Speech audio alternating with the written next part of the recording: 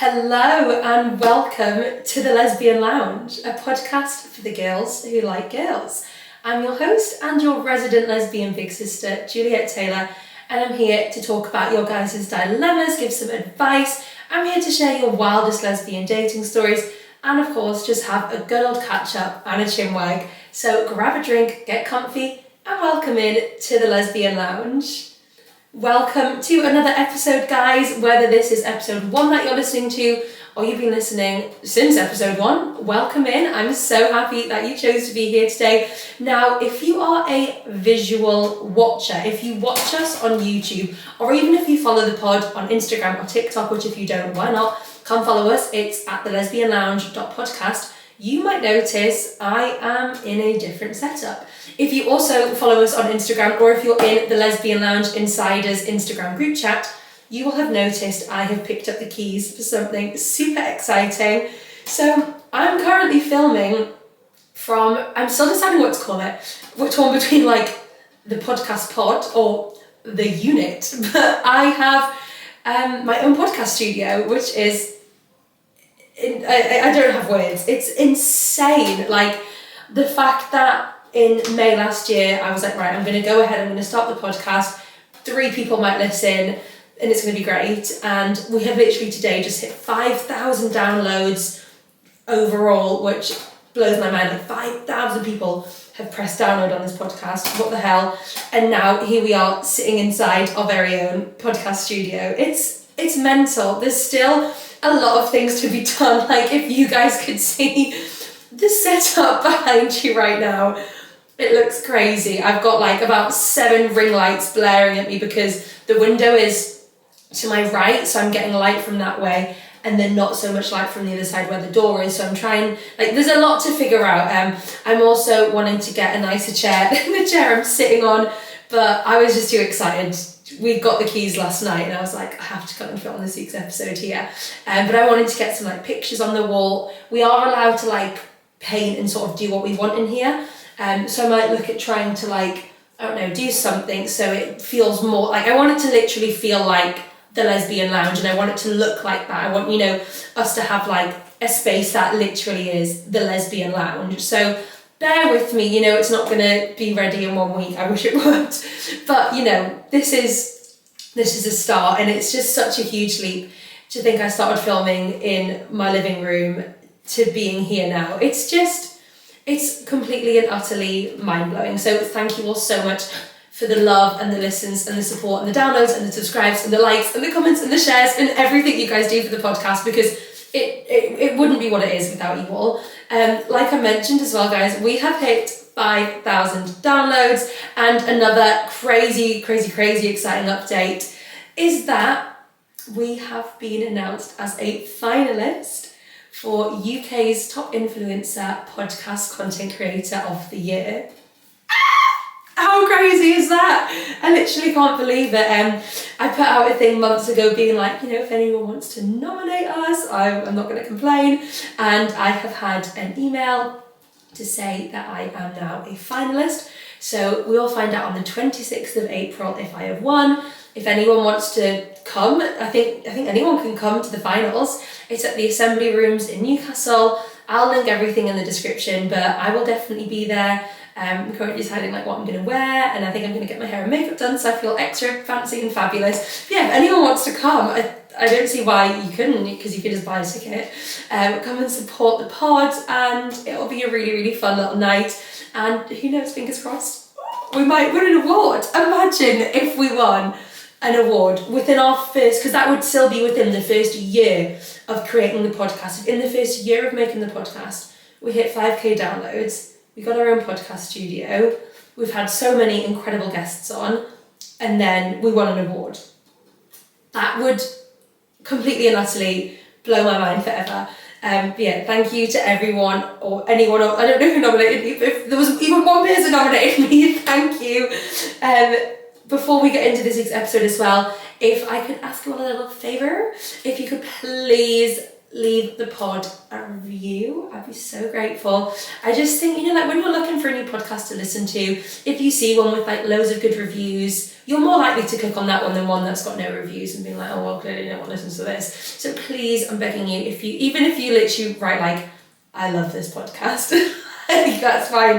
Or I don't know, stick it in ChatGTP, be like, write me a review for the Lesbian Lounge podcast and say that it's the best thing ever and I love it so much. But yeah, I'd be so grateful. And I say it every episode, and my mum started listening now, which slightly makes me feel unwell because of some of the topics we talk about. But she was like, you literally ramble so much about how grateful you are. Pardon me. And I'm like, well, because I am so grateful. Like, yes, I would still sit and record this podcast if no one was listening. But the fact that I know that there's over 5,000 of you listening, like, it's just mind-blowing. Like, I think per week we're on about 300 downloads. Again, that's not listeners.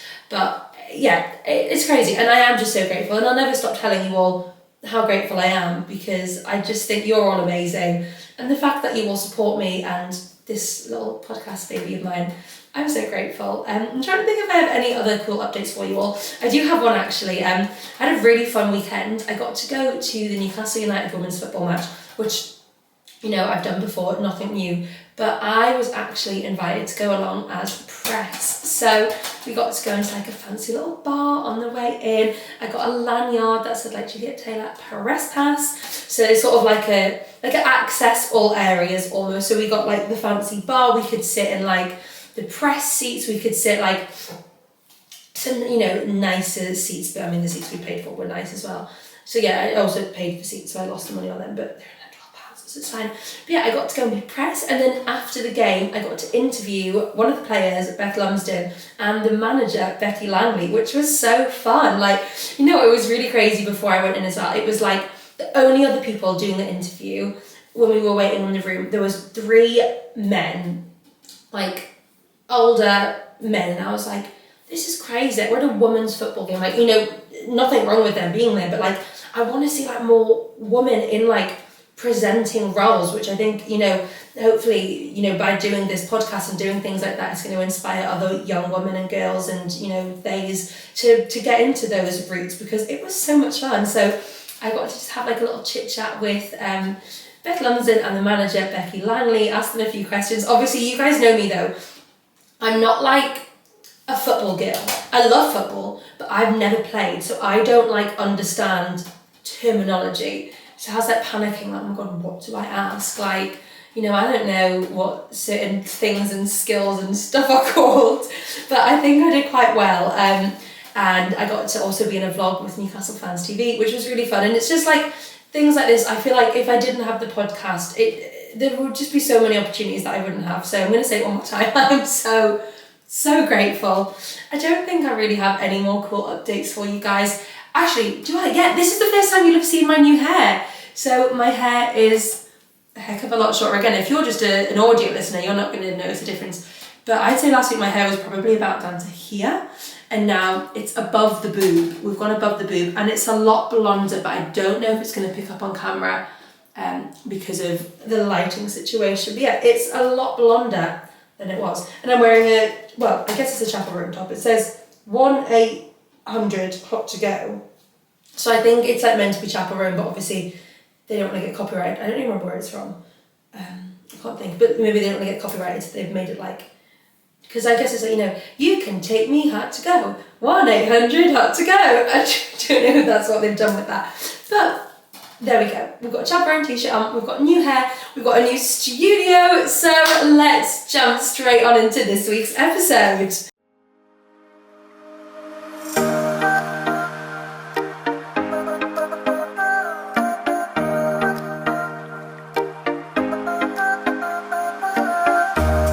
So I feel like it would be rude if question of the week this week was not part 2 of Masc Lesbians. How do you know a femme lesbian is gay? Like, what are you looking out for?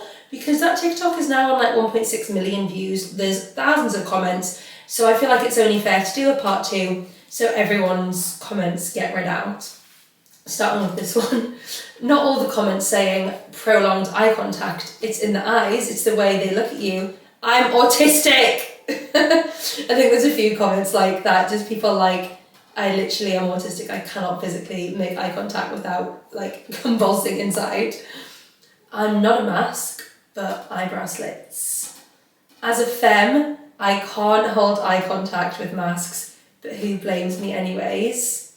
Nothing, I'm a femme and people are always surprised. I think this is the most commented comment. The eyes, Chico, they never lie. Oh, that one's in Spanish. Should we Google Translate it? Copy. Let's Google Translate this comment. Google Translate. I'm intrigued to see what they've said. Okay, enter text. Paste. The eyes tell everything. The visual contact. Muchas gracias for commenting. That's so cool. We've reached, I think it's Spain. How long the eye contact lasts. Oh, there's another Spanish one. What the hell, guys? We're on Spanish TikTok. Let's Google Translate that one too. Copy, paste. Oh, I don't know what that means. Reciprocity? RECIPROCITY. Reciprocity. Reciprocity. Like, oh, like how they reciprocate your, like, getting this. And understanding. I like that. There was a masc following her like a puppy dog, but her eyes stayed on me and kept looking back at me. Reading all the comments because I'm already dating a masc, but I want to be more flirty with it. I love that. Bro, OMG, I've been told I have a gay vibe. Like, what? I am low key, but how do you know? I sometimes get that when someone's like, like when I was at college, some girl, like before I like came out as gay, and I was genuinely like not sure on my sexuality, but she was like, I've known you were a lesbian since I met you, and I was like, how did you know that? Like, I feel like sometimes you do just give off a vibe. Like I'm trying to do ones that we didn't do last week. The walk, I'm a masc and I want to know. I think my gaydar is just genuinely amazing.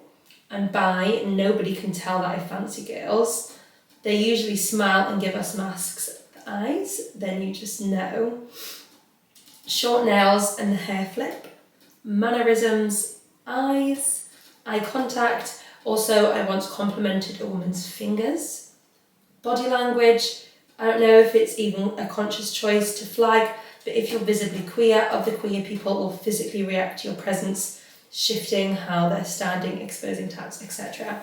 I feel like that's so true, like, and this is something like I've wanted to touch on actually for a while. Like, I find that when I'm at the women's football games, that is when I feel, especially Arsenal, I don't find the vibe as much at Newcastle, but definitely when I'm at an Arsenal women's match, I just feel this like overwhelming sense of like, is comfort the right word?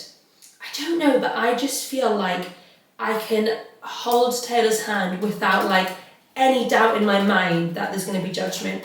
I feel like I can dress that bit more like, not masculine, but like I feel like I can, you know, really like dress how I feel like it really embraces my queerness. I just find that like I'm really able to like feel, like tap into my sexuality when I'm at an Arsenal women's match. So I feel like, you know, and especially like when me and Taylor like see other lesbians in public, we will be like, oh my god, lesbians. And I feel like, you know, that like body language and that like there's probably is some like, you know, I don't know, body language change that it, maybe you even don't realise that you're doing, but it just like opens you up, and then another lesbian's like, oh, maybe she's a lesbian, because like you're wanting to show them that you're a lesbian, and everybody wants to show you that they're a lesbian, so you'll like, do you know what I mean? Like, I don't know if that made any sense, but I do just feel like when I'm like at an Arsenal women's match, when there's, you know, a lot of lesbians around, it's like women lesbian, what's the words? Carnival, no. Convention, like literally a lesbian convention. I just really feel that I can comfortably be myself. You can literally feel the energy. Yeah, that's what I'm saying. Like, there's just that like energy. Not me thinking it's how she wiped her mouth. Oh, there we go. It's always the hair. You can just tell us. I can't pick up on social cues, so I don't know. How do you know if a masc girl is straight or not? I feel like, now this could be me just like assuming, but I do just feel like it's so much easier to spot. Like, you just, when you look at like a very masculine presenting woman, like a lot of the time I'm like, I just know you're a lesbian. Granted, sometimes it might be wrong. Like when we went to see Ashley Gavin at Edinburgh Fringe, she like picked on someone in the audience and was like, oh my god, like, you're such a lesbian. And this person was like, that's my boyfriend, I'm bisexual. And she was like, no fucking way. She was like, you have the most lesbian face in the world. But it just goes to show, you know, you can't judge a book by its cover. You can't always know. But I do feel like I can spot a Masc lesbian a lot more easy than I can spot a femme lesbian, even though I am a femme lesbian. So I should be able to like spot my own kind. But yeah, I feel like it's much easier to spot a Masc lesbian. But some straight girls maybe just want to dress more masculine, and that's totally cool. I'm always hoping everyone just knows I'm a lesbian. Is adding on Snapchat, making eye contact or opening snaps fast an indicator? I feel like Snapchat has such like negative connotations, but I've told you before, that is mine and Taylor's main form of communication. It's just the easiest and quickest way for us to text each other, I don't know. I guess, yeah, replying fast, like, shows that you're interested, it shows that you're keen, doesn't it? So, like, if you don't want to reply to someone, you ain't gonna, you know, be sitting waiting at your phone for them to text you. So I'd say, for sure. I came here to say eye contact, and that's the search. If she's checking me out, I'm taking notes. Me in the comments having a good shop. Never went to the comment section any faster. Love that. When she talks to me directly, when they come up to me, I feel like definitely like if you are a very feminine presenting lesbian and you don't look gay, if you have the balls to just go up to, you know, not even just a masc woman, like any woman that you fancy, it's going to be pretty darn obvious, do you know what I mean? It's either the hyper feminine fashion, over accessorizing, or it's all in the eyes and the eye contact. Literally just flirt with them and see if they flirt back.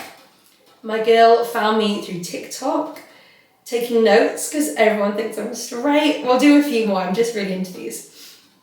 It's all in the eyes, jewellery, hair, outfit, tattoos, and the look.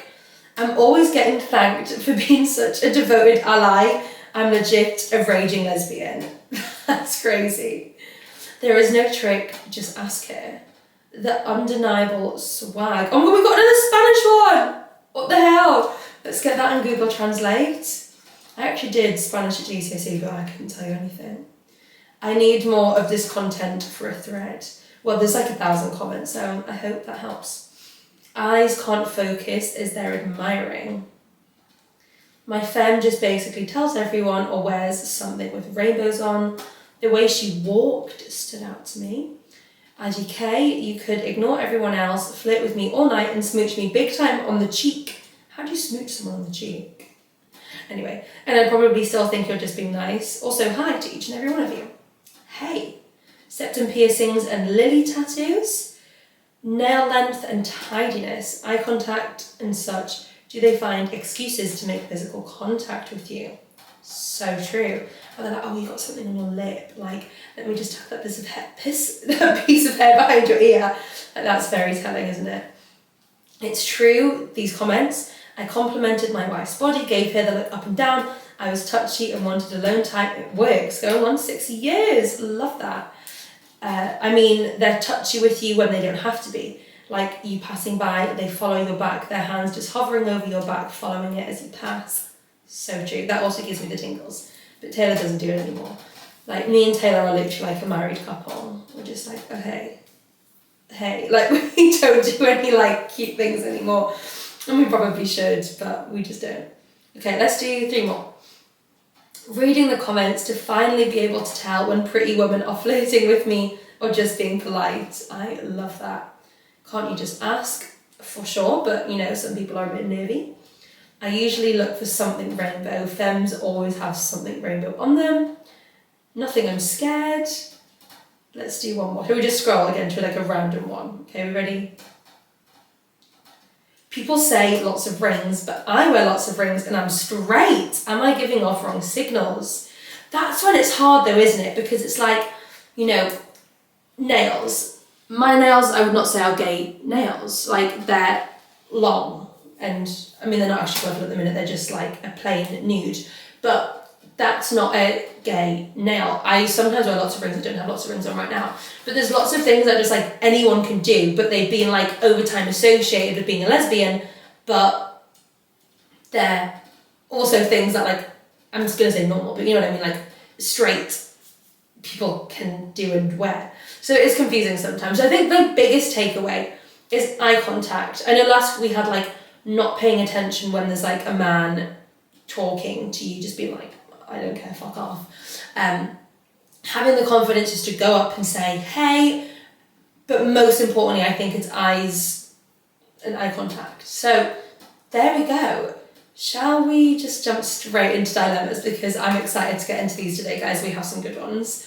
Okay, let's bring up our dilemmas. I met the love of my life in 2024, only to find out she was moving to Australia in January.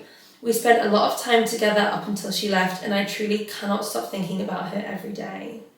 That's so sad. It's not even like it's like London. She's moved to Australia. That's like the other side of the world. Where was I up to? I always go off topic and then lose where I am, and it's really annoying. I need to like sit like that. We haven't spoken since our last call in January. Oh God, I thought you'd be like keeping in contact. We agreed we would just see how things go and not hold each other back from meeting other people. This hurt me, but I agreed. However, I'm not even looking at anyone else. I wake up thinking about her. She is on a WHV, working holiday visa. That took me a hot second to figure out, didn't it? With her friend for up to a year.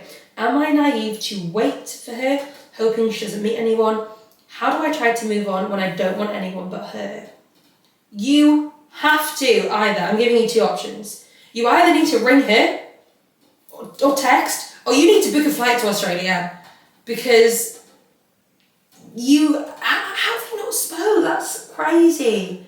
And she's probably also thinking like, I really want to reach out, but I'm the one who's moved away, like I don't want to hold her back. So I feel like the ball is probably more in your court to reach out and be like, hey, I hope you're having an incredible time, like, but I'm seriously missing you, like, can I come and visit? Or just show up, like, speak to the friend, be like, what are you guys going to be doing this week? Where are you guys going to be? I'm going to come and surprise her, because it just sounds like you are meant to be together. Like, do you know what I mean? Like, she's the love of your life. You literally said that. So, I'm sorry, you either need to ring her, reach out, text, Snapchat, DM, like something, just be like, hey, I'm thinking of you, I'm seriously missing you, like, I hope you're having an incredible time, but like, I'm already like fantasizing about meeting up with you when you get back. Or you need to get your ass to Australia and surprise her and be in love and move to Australia together, or stay in living wherever you are together. But you need to reach out. You can't just, let her have this time in Australia, because if she feels the same way that you feel about her, something needs to happen. You can't just not talk until she gets back in a year's time. Sorry, I'm just cracking my elbows. I know that's a bit gross. But yeah, please reach out or book a flight to Australia. I'll give you the option. You can have the choice. I feel like I need to cough. Pardon me, that was gross. I'm sorry. My friends, both girls aged 20, keep introducing me to their friends as the lesbian, or the one that I said who was a lesbian straight off the bat. I'm not ashamed by it, but I don't see why that needs to be the first thing they say about me to new people. Am I wrong in feeling weird about my sexuality being the first mentionable thing about me? Not at all. I feel like it is so hard, like being a lesbian woman, being a trans person, being non-binary, like being one of these, I don't want to say minorities, because I guess we are probably a minority, but like, I don't like to think of us that way. I just like to think that like, we're this like big massive community, but like, it's hard because there's so much like shit in the media, there's so much crap that we get dealt with, that like, there's judgment out there. Like, not always, I'm getting better, but most of the time I will say partner. I will refer to Taylor as my partner, because it's just easier to avoid the judgment of someone being like, oh, you got a girlfriend, oh, you don't look gay, like, fuck off, do you know what I mean? Like, but I completely understand, like, why you have that like weird feeling, like, because it's your thing to tell someone, do you know what I mean? Like, if you feel comfortable enough to open up to someone and say, oh yeah, like, by the way, I'm into girls, I'm lesbian, I've got a girlfriend, that's your thing to say, not your friends. And I just feel like it's strange that like, oh yeah, this is the lesbian, or like this is the one that I've been telling, this is the lesbian friend that I've been telling you about, like, okay, Sheila. Where did Sheila come from? Okay, Sheila, you can fuck off. But yeah, you're not wrong for feeling like that at all. Maybe just like speak to your friends and be like, why do you feel the need to introduce me like that? Like, that's my thing, that's very personal to me. If I feel comfortable in a situation to share that, I will share it, or I will give you the heads up that you can also share that information. But I don't think you're wrong for feeling like that. I think a lot of people do, because of like how lesbians and other, you know, I'm doing minority with quotation marks because I don't know if that really is what I would describe us as, but you know, like more minority groups than like, you know, your average straight bloke. Moving on. I'm in the same friendship group as an ex. How do I cope? I don't know if I could do that. We both said we've loved each other after we split up and have slept together a couple of times since. Okay, yeah, you cannot be in the same friendship group. That is crazy. We've set a boundary not to do it again as we can't be together, but how do I manage feelings and situations better? So why can't you be together? Like, what's stopping you? But I just feel like for the sake of like the whole friendship group, it's probably easier. I mean, if you can genuinely put the feelings and like the sexual tension to one side and just be friends. But maybe like for your sanity, her sanity, your friend's sanity, you just need to like stop all hanging out. Like, you know, like if they're all going out for drinks, you'd be like, oh, I'm not going to come. Or like, you know, you're like, okay, I'm going bowling with you. Or like, Sheila, you don't come. Because it's probably awkward for your friends as well, because they are like, you know, they might not know what to say around you guys. They might be like, are you guys going to go and like sleep together tonight? And you're like, oh God, no, like we're not doing that anymore. Like you might get offended. I don't know. But yeah, it's tricky, isn't it? Like it can be done, but I just feel like you have to like seriously set some boundaries. And obviously like you're saying you have like decided like, okay, we're not going to sleep with each other again. But then you're saying that you've both admitted that you're still in love with each other. So it's only going to damage both of your feelings at the end of the day, I fear. So I feel like, yeah, you either need to like stop going to the same like friendship meetups together, or you need to like really, really seriously put a boundary in place to protect your guys' feelings, but also like for your friends as well, so they're not feeling like awkward around the whole situation. I hope that helps. Moving on, we're fighting through these recently, aren't we guys? So basically, I came out at around 15, but I'm now talking to a girl who is newly gay and hasn't done much with a girl. Me, on the other hand, I wouldn't say I'm experienced, but I know what I like and what I don't like. I love that for you. Me and this girl have now had a conversation about it, and she's scared of labelling the relationship and tends to get in her head and run away from talking stages. It's giving red flag, but I'm going to let her off because she's a baby gay and she might just be scared about, you know, getting into her first lesbian relationship, so we'll let her off. I would love to hear your side of what to do because I really do like her. So do I keep talking to her, or do I do what I know feels right in my head and find something and someone who wants the commitment of a relationship? I feel like the best thing for you to do is find someone who's fully 100% happy to commit with you, because, you know, at the end of the day, who is going to be the person that's going to be damaged out of the relationship if you get with this girl? It's just gone really cold in here all of a sudden. I'm sure I put the heating on. It's just gone really chilly. I need to put my jumper on, sorry. That was off topic. I'm just like goosebumps on my arm. It's freezing! So like this. What was I saying? I forgot what I was saying now. Yeah, no, the person who's going to end up being hurt is you, not this baby gay. You know, she's going to like have this great time like exploring with you, like no labels on it, no strings attached. She's just like testing the waters with women, but you're then going to catch feelings for her. You're not going to be able to like shout about this relationship. You're going to have to keep it in secret when you've obviously, you know, already gone through the coming out and like you're out of the other side of that, like you're proud of your sexuality. You want to like shout about having a girlfriend. So you're the one who's going to get hurt. So I guess you have to really like think about your feelings. And you know, you can be really honest with this girl and be like, listen, like, I'm really into you. However, like, I'm not up for being in a relationship or being even in a situationship with somebody who is not 100% on their sexuality and isn't going to let me, you know, like, take them out on dates and share them on social media, because that's the type of person that I am. And, you know, you can obviously, like, this could work. You know, you could, like, open up to this person, they might open up with you and be like, I'm just really scared. And you can be like, yeah, but I'm here to, like, guide you through it. I've been through this before. Like, I want to be with you. I want to show you off to the world. And she might be, like, really then willing to, you know, go on this journey with you. Or she might be like, I'm really not ready. And then you're like, okay, call me when you are. But by the time that happens, I'm probably going to be in a new relationship. But you can't waste your life dating somebody who's not willing to be known to be dating you. Does that make sense? Unless you're, like, 100% serious about this girl and you're like, she is the only girl I can, like, see myself being with.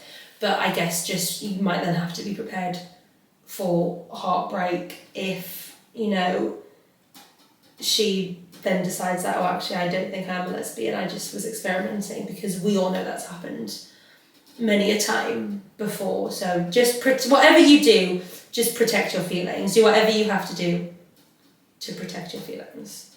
Oh, we've got a long one. Are we ready? I feel like you'll appreciate this one. It's the most recent in a long list of some pretty bad dates. I'm excited. Here we go. I met this girl in a bar, in brackets, She Bar. She Bar, that sounds fun. Where's She Bar? I want to go to She Bar. I know there's like She Soho or Soho She in London. Where is She Bar? Because that sounds like my cup of tea, even though I don't drink. I just want to go and be around lots of lesbians. Be like, hey, come listen to my podcast. Sorry, carrying on. We were both with a couple of friends and we hit it off. We ended up spending the rest of the night as a big group, and me and her exchanged numbers at the end of the night. She asked to take me on a date and I agreed, as the vibes seemed pretty good. The first date was alright, but she was really quiet and I was having to push her for conversation. I wanted to give her a fair chance, so I agreed to go on a second date. At the end of the second date, I realised it wasn't going anywhere and told her as much. Good on you for just, like, saying, because I feel like I would not have the balls to do that. I would just be like, oh yeah, it was a great date, thanks. Oh, another date, sure. Like, I would not have the balls to do that, so good on you. I thought we were good and everything was fine, but I was wrong. She proceeded to message me continuously over the next couple of weeks, trying to find excuses to talk to me and to set up a third date. In brackets, reminder, I had to explicitly say that it was going nowhere. She then messages my friend. Okay, she's a bit obsessed with you, I fear. She messaged my... Wait, I've lost where I am. She then messaged to ask why my friend... Oh, this is getting intense. Sorry, let's start that again. She then messages me to ask why my friend, who she met on the night out, hadn't responded to her Instagram DM. Why the fuck would you know that? What the hell? I was confused as I didn't realise they were talking. When I asked my friend about it, she said this girl had asked for my address, oh goodness, because she wanted to send me something for Valentine's Day. To clarify, our last date had been late January and I made it clear it wasn't going any further. You've got, I don't want to say stalker, but actually maybe, because she's asking for your address. I would take the Valentine. I mean, it's been Valentine's Day now, but I would be like, okay, I'll have a Valentine's Day present, but you ain't getting a smooch or a shag, soz. She has since messaged me to tell me about the gift and has asked to meet me to drop it off. How do I make it any clearer to this girl that this is not going to happen? What a crazy lady. What an actual crazy lady. I fear you're just going to have to block her. Like, what else can you do? Like, she is clearly, like, she's not listening to you saying, no, I'm not interested. We're not going on a third date. There is no chemistry between us. Like, she's choosing not to listen to that. So, yeah, I fear you're just going to have to block this girl. Or, like, literally just, like, capital, like, you know, like, block capitals. I'm not interested. Fuck off. Or I'm not interested. Thank you very much. Like, something, but straight to the point. But I mean, I would love that if someone was like chasing after me. I'd be like, yeah, you can like bring me Valentine's Day presents and get me flowers and things like that. But yeah, it does seem like a tad crazy, so you might just have to block it. Should we do one more, you guys? Let's do one more. Here we go. My tummy's growling at me. Also, let me just quickly chat. The only annoying thing about where this unit is, there's no shops on the way to it. It's literally 5 minutes from my house. But if my house is here, the shops are this way, and the unit is all the way this way. So there's literally no shops on the way. So I was really sad driving here thinking, I'm going to be starving. So I'm going to go and get some food after this, but it's just a bit sad because I'm hungry. My tummy's growling. So yeah, let's do one more, then we can wrap up and I can go and get some food. And you guys can get on with whatever you're doing for the rest of the day. I say this all the time as well, but I want to know, like, are you driving? Are you watching me at home? Like, I only listen to podcasts when I drive. Like, I don't watch visual podcasts. So I really hope some of you do watch this because, I'm sitting here filming it nicely for you all in my studio. Yeah, I only listen to them in the car. Like, I don't really like listening to music when I drive. I love just like listening to a podcast. I feel like it just makes the journey go so much quicker. So if anyone is driving right now, stay safe, and I hope my voice is helping you get to your destination quicker. Well, no, it won't help you get there quicker, but it'll feel quicker, won't it? Like, if I've got an hour drive and I've got an hour's podcast, I'm like, beautiful. But if I've just got an hour's drive, I'm like, an hour? But I can sit and listen to someone yap for an hour, so hopefully people enjoy listening to me yap. Anyway, carrying on. Last dilemma of the day. I once had a girl FaceTime her estranged dad on a first date to come out to him. What? Then they panned the camera to me to show off that she was on a date. Sorry, what? Imagine you're on a date with someone. Oh, hang on a sec, I'm just going to FaceTime my dad, who, like, is a bit crazy. Hi, Dad. I'm a lesbian. I'm on a date. Wait, what the hell? They hadn't spoken in 2 years, and she did this completely unprompted with zero warning. So imagine you've not spoken to your dad for 2 years. You're on a date with a girl, you're like, oh, this is the perfect opportunity to tell my dad that I'm a lesbian. FaceTime, hi Dad, I'm a lesbian. And I'm on a date. I know we haven't spoken in 2 years. Bye. That's insane. That's actually crazy. What the hell? I honestly don't know what to say to that. I would love to know if you went on a second date. Imagine like you ended up like getting married and like the girl reconnected with her dad and then he's like at the wedding and you're like, oh, remember our first date when we FaceTimed your dad? And that's so crazy. But yeah, anyway, let's wrap up those dilemmas there and wrap up the episode. Thank you all so much for listening.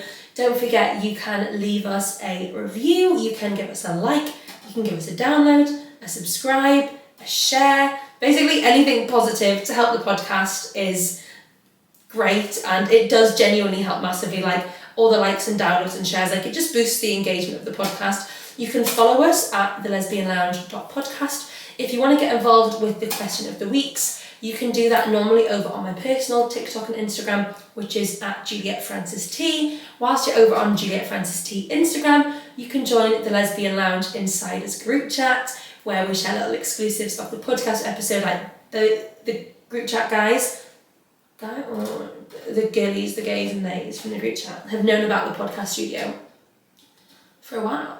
I was like, guys, something exciting is coming. Here's a sneaky picture. Like they've had hints dropped. So if you want exclusives and things like that, jump into the group chat. It's a fun little, cute space. And I'm going to try and organise some meetups and stuff so we can all meet up and have like a gay little old time together.